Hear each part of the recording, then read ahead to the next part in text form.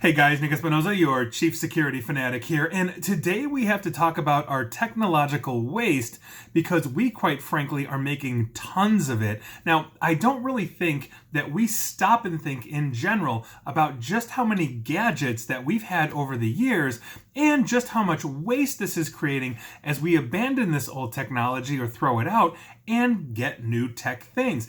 We have some numbers in now, and it is absolutely staggering. Now, a UN-backed study estimated the amount of e-waste that has essentially piled up around the globe in 2019 as 53.6 million metric tons, or 59.1 million tons if you're here in the United States. That is almost 2 million metric tons more than the previous year. Now, the authors of this study calculated the combined weight of all dumped devices with a battery or a plug last year, and it was the equivalent of 350 cruise ships the size of the Queen Mary II.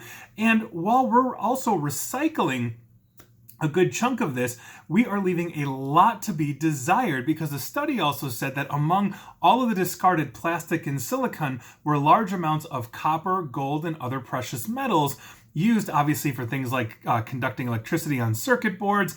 This is about a sixth of everything that is recycled, and the remainder that we are leaving in the ground untouched, unclaimed, is about $57 billion worth of copper, gold, and other precious metals.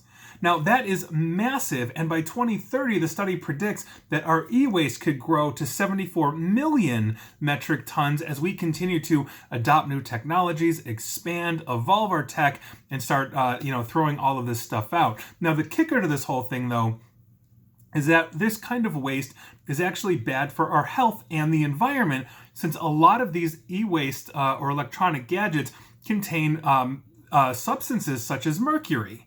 Mercury can damage the nervous system. If these things seep into the water table of the local area, it gets worse because you can potentially infect an entire population or have them get mercury poisoning and other substances. So this is a huge, huge thing. And we continue to consume and we continue to grow. But studies have also shown, outside of this study, that if we just keep the existing technology we have 1 year later, it dramatically lowers everything in terms of environmental damage, the waste that we create, lowers production capability as well. And as we continue to expand, and as the data centers that are running our cloud are consuming something like 5 to 10% now of the world's energy globally and continues to grow, we are going to see this continue to be a problem, because it's not just us throwing out our gadgets, it's these data centers that are ripping out servers and throwing them out as they continue to vastly increase their capacity and capability, and on and on and on. And a lot of the massive data centers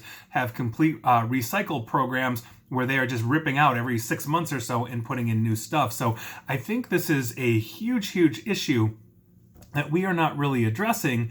And so if we are looking at this, I think one of the things that we can do is just delay. I personally am recording this on an Apple IIe, if you didn't know, and I am totally joking about that. It's obviously not an Apple IIe, but this is my old cell phone. My old cell phone from a few years ago, is basically the camera that you are watching me on, and or listening and all of that. And so that's it. That's all I'm doing, but I'm keeping it useful. Even though I'm using a new phone, it's not sitting in a landfill somewhere, just collecting dust or unfortunately poisoning somebody. So something to think about, as we head on in almost to the weekend. But we are creating a lot of waste, and hopefully we're all going to do our part to kind of lower that footprint. And please like, share, follow me here on Facebook and Twitter at NickAESP. And please feel free to subscribe to me at YouTube as well. And as always, stay safe and stay online. Thanks, guys.